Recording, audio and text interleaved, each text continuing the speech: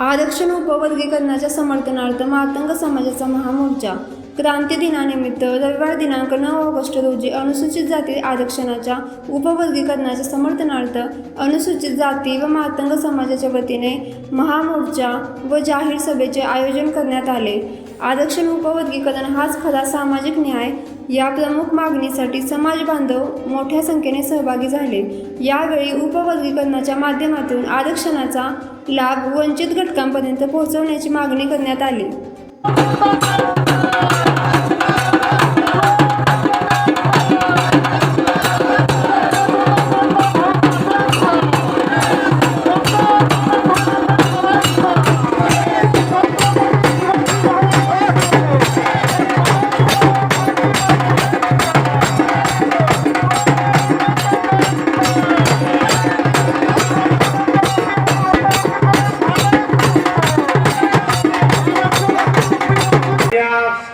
आजच्या या मोर्चाला हा जो मोर्चा आहे हा ऐतिहासिक मोर्चा आहे. लक्षात घ्या, त्या स्टेशन चौकात मोर्चा आहे हा. आणि या स्टेशन चौकात याच विचारमंचावर आजच्या आरक्षणाच्या उपवर्गीकरणाच्या समर्थनात जो निघालेला मोर्चा आहे, या विचारमंचावरती साहित्यरत्न लोकशाहीर अण्णाभाऊ साठे यांचं रक्त बसलंय. लक्षात घ्या, त्यामुळे या मोर्चाला एक दर्जा आहे आणि या मोर्चाच्या इतिहासात नोंद होईल. या मोर्चाला संख्या किती आहे याच्यापेक्षा हा मोर्चा समर्थनात निघलाय या सांगली शहरात, हेच आम्हाला पाहिजे होतं आणि तेच आम्ही या ठिकाणी करतोय. उपस्थित सर्वच मान्यवर सांगली मिरज कुपवाड महानगरपालिकेचे नवनिर्वाचित नगरसेवक सन्माननीय रवी दादा सदामते, दुसरे नगरसेवक सन्माननीय दीपकजी वायगंडे, आमचे मामा आणि आमचे मार्गदर्शक, या आजच्या सभेचे आणि मोर्चाचे स्वागताध्यक्ष सन्माननीय अभिमन्यूजी भोसले सर, त्याचबरोबर आमचे साहित्यरत्न लोकशाहीर डॉक्टर अण्णाभाऊ साठे जयंती उत्सव समितीचे अध्यक्ष सन्माननीय अर्जुनजी कांबळे साहेब, त्याचबरोबर अनेक मंडळी या ठिकाणी स्टेजवरती आहेत. आणि या मोर्चाच्या निमित्ताने अहोरात्र बैठका घेऊन तळागाळात गावखेडे वाड्या वस्त्यावरती जाऊन सर्वांना या मोर्चात सहभागी होण्यासाठी जे अहोरात्र कष्ट केलं ते आमचे मित्रबंधू मातंग समाजाचे युवा नेते संदीपजी पाठोळे, संदीप तात्या ठोंबरे आणि सगळीच मंडळी या ठिकाणी. आज विपुल दादा वगैरे असेल, आम्ही सगळ्यांचा या ठिकाणी उल्लेख करत नाही, आपल्याला वेळ कमी आहे. मी सगळ्यांचं मनापासून या ठिकाणी आभार मानतो आणि आज तुमच्या समोर मी या ठिकाणी नतमस्तक होतो. हा मोर्चा फक्त या ठिकाणी आज या तारखेला आयोजन करण्याचं राजेश भाऊ, मी फक्त तुम्हाला एक गणित सांगतो, ये तो सांगली अभी झाकी है, अभी सांगली का मोर्चा अभी बाकी है. सांगलीत मातंग समाज हा जिवंत आहे, यासाठी आजचा मोर्चा आहे. आपण मुंबईला मातंग समाजाची एक व्यापक बैठक झाली आणि त्या बैठकीमध्ये नांदेड मुखेडवरून एक आपला कार्यकर्ता आला होता, जवळजवळ 250-300 लोकांना घेऊन आझाद मैदानच्या मोर्चामध्ये. आणि त्या ठिकाणी त्याचे कपडे पावसानं भिजले होते, त्याच्या अंगावरती चिखल उठला होता आणि तो माईक घेऊन त्या आपल्या मोर्चा बैठकीमध्ये म्हणाला, विदर्भ मराठवाडा पुणे मुंबईतून आम्ही मागण्यांच्या चळवळी उभा करायच्या, बायका पोरं सकट घ्यायची, म्हातारी कोतारी घ्यायची, लेकरबाळी घ्यायची, रस्त्यावर उतरायचा, संघर्ष करायचा. आणि ही सांगली आणि कोल्हापूरवाली येत्यात, मोठं मोठं बोलत्यात आणि सांगलीत आणि कोल्हापूरात का मोर्चा काढणार. आम्हाला त्यावेळेला थोडस मनाला वाईट वाटलं आणि त्या ठिकाणी आम्ही एक शब्द दिला की येणाऱ्या 9 ऑगस्ट रोजी क्रांती दिन आहे आणि अण्णाभाऊंच्या या पावन जन्मभूमीमध्ये आम्ही एक साजेसा मोर्चा घेऊ आणि त्या निमित्तानं आज आम्ही या मोर्चाचं आयोजन केलेलं आहे. त्यामुळे मोर्चाला गर्दीपेक्षा या ठिकाणी गर्दी बसलेत, यामुळं हा मोर्चा आपला इतिहासात नोंद होणार आहे. याचे सगळ्याचे साक्षीदार आपण सगळेजण झालो, लक्षात घ्या, आलं लक्षात. त्यामुळं आलेल्या सर्व मान्यवरांचं मी स्वागत करतो. लक्षात घ्या, सळसळत रक्त लहुजींचा भक्त, सळसळत रक्त लहुजींचा भक्त, कपाळी पिवळा पिळा, अरे आलं आलं वादळ आरक्षण उपवर्गीकरणाचं, अरे आलं वादळ आरक्षण उपवर्गीकरणाचं, कोण अडविल या वादळा, जर कुणी आला चढवा तर त्याचा वाजवा आम्ही खुरकुळा. त्यामुळं आरक्षण उपवर्गीकरण हे होणार आहे. आरक्षण उपवर्गीकरणाचा लढा हा अंतिम टप्प्यात आहे आणि हे आरक्षण उपवर्गीकरण झाल्याशिवाय आम्ही ते मागणी मान्य करून घेतल्याशिवाय आम्ही स्वस्थ बसणार नाही. हा लढा आम्ही अधिक तीव्रतेने तीव्र करू. आजपासून आम्ही या ठिकाणी आम्ही सगळ्यांना सांगतोय की गाव खेड्यावाड्यातून वस्त्यापर्यंत आम्ही पोहोचू, शहराच्या ठिकाणी पोहोचू. जिथे जिथं मातंग समाज आहे, आमचा अनुसूचित जातीचा लाभ वंचित घटक आहे, तिथपर्यंत पोहोचण्याचा आम्ही काम करू आणि त्या बांधवांना, माता भगिनीला आम्ही समजून सांगू की हे उपवर्गीकरण काय आहे आणि या लढ्यामध्ये आपण सहभागी झालं पाहिजे. निश्चितपणाने येणाऱ्या काळामध्ये आम्ही याच्यावरती काम करू आणि निश्चितपणाने इथून पुढचा जो होणारा मोर्चा असेल तो त्या मोर्चामध्ये अधिक चांगली संख्या तुम्हाला येणाऱ्या काळात दिसेल आणि त्यासाठी आम्ही जीवाचं रान करू. माझ्यासोबत या मोर्चासाठी ज्यांनी जीवाचं रान केलं, सगळ्यांना बैठका घेतल्या, सगळीकडे फिरल्या, लोकांना सांगितलं, त्या सगळ्याच मी मनापासून आभार मानतो. आणि या ठिकाणी आपल्या जिल्ह्यामध्ये आलेल्या सगळ्यांना बोलायचं, आपल्याला त्यांचं मार्गदर्शन ऐकायचं आहे. त्यामुळे मी विनंती करतो की संदीप तात्या आपण पुढची सूत्र घ्यावी आणि मी या ठिकाणी थांबतो. धन्यवाद. भारतीय सशस्त्र क्रांतीचे आद्यजनक आद्य क्रांतिगुरु लवजी असतात. भारतीय राज्य घटनेचे शिल्पकार बोधिसत्व परमपूज्य डॉक्टर बाबासाहेब आंबेडकर, साहित्यरत्न थोर साहित्यिक विश्वरत्न अण्णाभाऊ साठे या महान विभूतींना या ठिकाणी विनम्र असं अभिवादन करतो. तुमच्या आमच्या या राज्याच्या बापाच्या पदस्पर्शाने पावन झालेल्या या ऐतिहासिक आणि क्रांतीभूमीमध्ये सांगलीमध्ये होत असलेल्या या ऐतिहासिक मोर्चाच्या प्रसंगी मंचेवर उपस्थित असलेले सर्व मान्यवर आणि समोर उन्हातानात बसलेला माझा समाज बांधव आणि भगिनीनो, खर तर आज 9 ऑगस्ट आहे. अनेक कारणांनी आजचा दिवस राज्यामध्ये, देशामध्ये आणि जगामध्ये मानला जातो. 9 ऑगस्ट आज जागतिक आदिवासी दिन आहे. या आदिवासी दिनाच्या मी सर्व आदिवासी बांधवांना, देश बांधवांना या मंचावरून कोटी कोटी शुभेच्छा व्यक्त करतो. त्याचबरोबर आज क्रांती दिन देखील आहे. या क्रांती दिनाच्याही आपल्या सर्वांना मी शुभेच्छा देत असताना अनेक कारणांनी आजचा दिवस जसा गाजलेला आहे त्याच पद्धतीने अगदी दुसऱ्या महायुद्धामध्ये 9 ऑगस्ट 1945 ला अमेरिकेने जपानच्या हिरोशिमावरती अणुबॉम्ब टाकला होता. त्याच पद्धतीच्या आजच्या दिवसाची महती की आजचा दिवस म्हणजे 9 ऑगस्ट 1925 ला चंद्रशेखर आझाद यांनी स्वातंत्र्याच्या लढाईसाठी या ठिकाणच्या स्वातंत्र्य सैनिकांना, वीरपुत्रांना शस्त्रास्त्रांचा पुरवठा केला पाहिजे. त्यासाठी कोकोरिया रेल्वे स्टेशनवर एक मोठा दरोडा टाकला होता. तो दिवस म्हणजे 9 ऑगस्ट 1925. आणि तशाच प्रकारचा दरोडा या तुमच्या आमच्या कुळाच्या फकीरांनी या ठिकाणी अनेक गावागावामध्ये असे दरोडे टाकले होते आणि त्या दरोड्याचं समान पद्धतीने वाटप केलं होतं. अशा अनेक पद्धतीने आजचा दिवस हा महत्वाचा आहे. खरं आता येत असताना, या मार्गाने येत असताना मी मार्गावर पाहिलं, मुख्यमंत्र्यांचा कार्यक्रम आज अष्टापूर या ठिकाणी होता. मी 2 दिवसापूर्वी प्रशांत भाऊशी चर्चा केली होती. मी म्हटलं रविवारचा दिवस आहे आणि सर्व शासकीय कार्यालय बंद आहेत, तुम्ही रविवारचा दिवस का निवडला? तर त्यांनी मला आजच्या 9 तारखेचं महत्व सांगितलं होतं. मात्र मला माहित नाही आयोजकांना, तात्यांना किंवा प्रशांत किंवा सर्व आयोजक यांना आजच्या मुख्यमंत्र्यांच्या कार्यक्रमाची माहिती होती का नाही हे मला माहित नाही. मात्र मला एक वाटतंय की हा मोर्चा जसा आपण या ऐतिहासिक ठिकाणी काढला, याऐवजी आपण जर तो अष्टापूरला जर काढला असता तर ते अगदी उचित झालं असतं। निश्चित या ठिकाणी आज अनेक मान्यवर या ठिकाणी आलेले आहेत,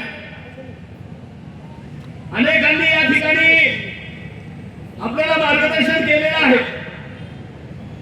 या ठिकाणी राज्यामध्ये सध्याची परिस्थिती तुम्ही आम्ही पाहतोय आणि हे सर्व काही पाहत असताना राज्यामध्ये या प्रश्नावर जे रणगंधर माजलेलं आहे ते तुम्ही आम्ही पाहतोय।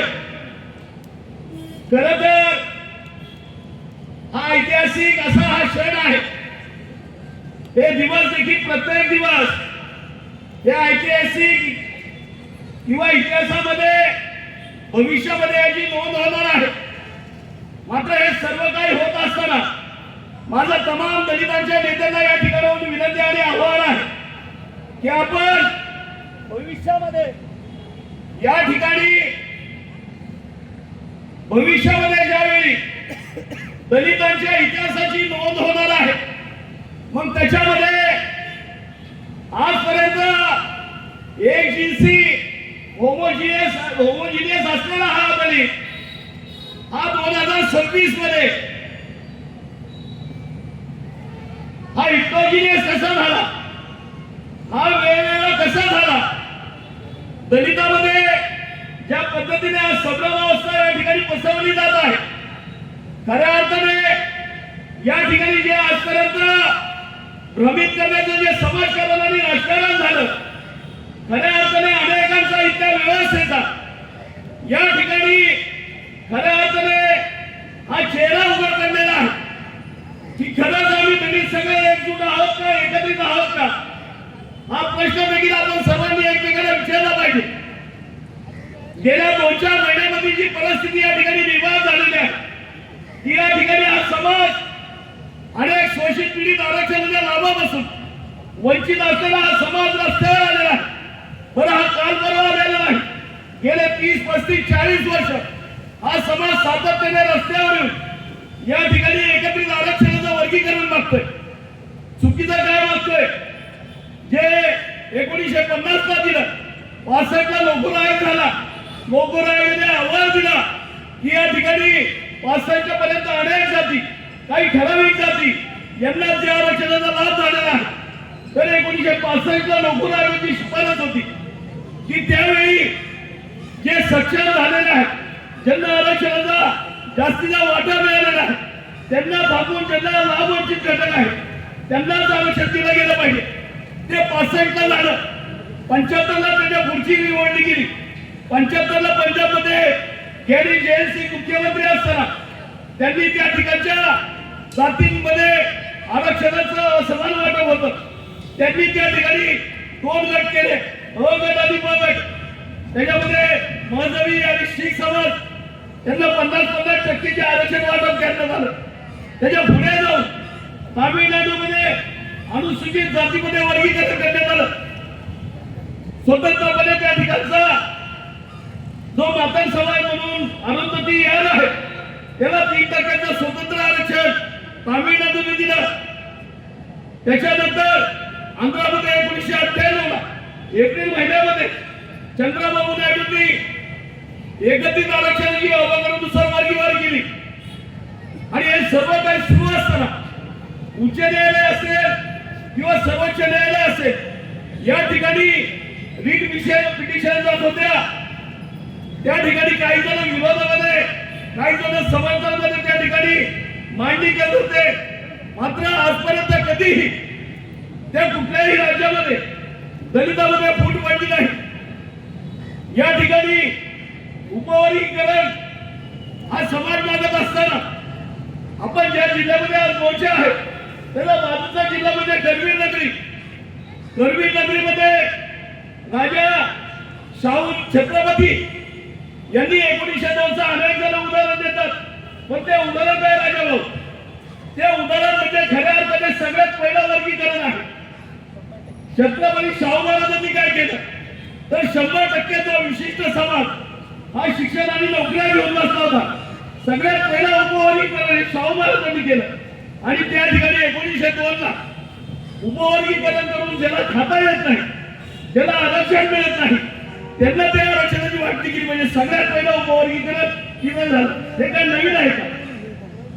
अनेक ठिकाणी अनेक राज्यामध्ये उपवर्गीकरण होत असताना आमच्या साथीला वाटतं आम्ही नोकऱ्या सोडल्या, आरक्षणाचा प्रश्न घेतला, रस्त्यावरची लढाई करत असताना अनेक आंदोलन झाली, लोटांगण असेल, उपोषण असेल, अनेक वेळा मार खाल्ला, अनेक केसेसचा नाव घेतल्या, 8 वेळा पदयात्रा केल्या.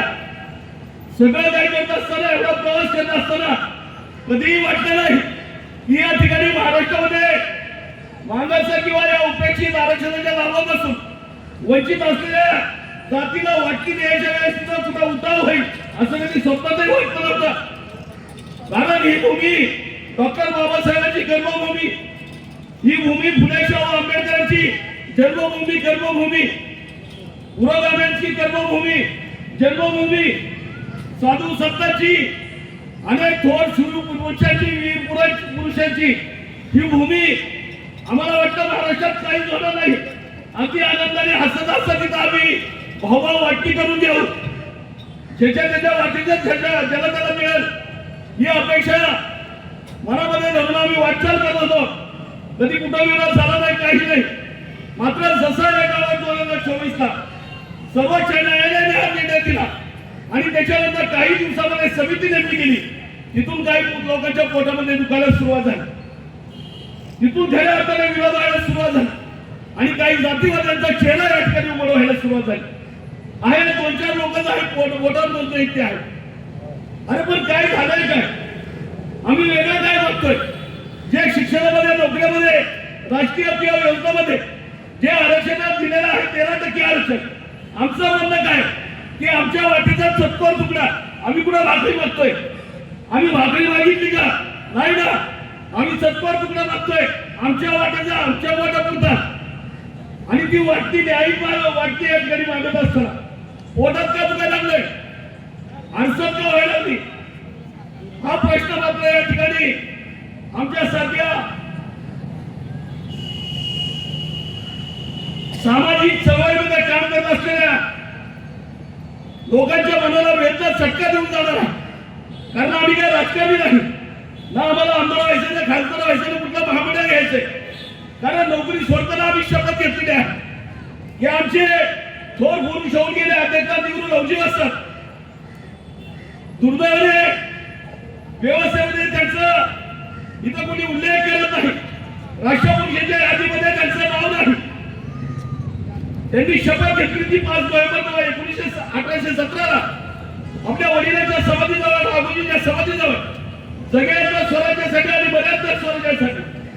जोपर्यंत या शनिवारवाड्यावर छत्रपतीचा भगवा ध्वज जोपर्यंत चढवला नाही, युनियनच्या उतरवला नाही, तोपर्यंत मी लग्न करणार नाही. अखंड प्रपंचाचं पालन त्यांनी केलं. त्यांनी शपथ घेतली देशासाठी.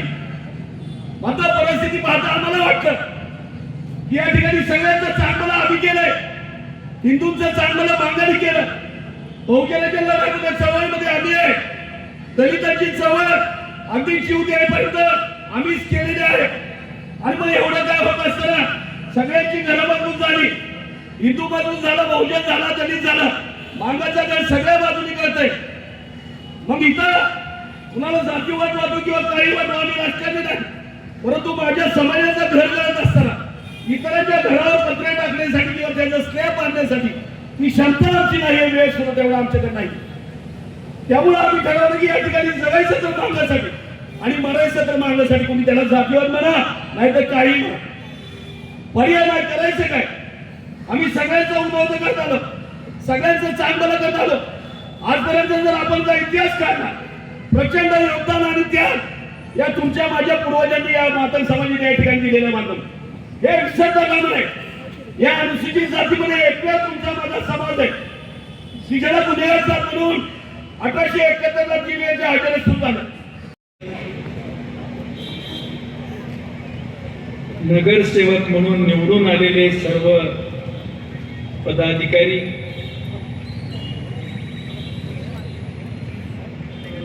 या मेळाव्यासाठी मोठ्या कष्टाने सगळ्या जमात जमावाला गोळा करून या ठिकाणी मोर्चा आयोजित केला ते सर्व मान्यवर सातत्यानं